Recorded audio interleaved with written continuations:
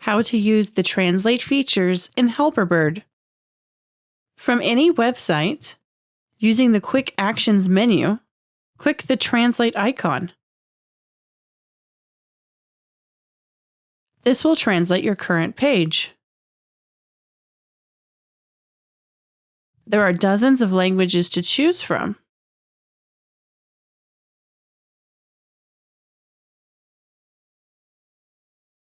You can toggle back and forth between the original and the translation at any time.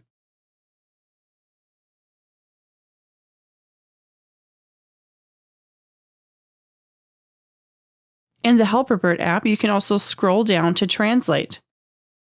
Click on the country flag of the language you want to translate to, and then click Translate Website.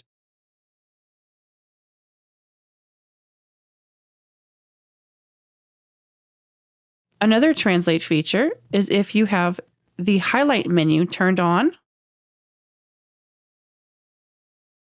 When you highlight text, you can click Translate to send just the selected text to Google Translate.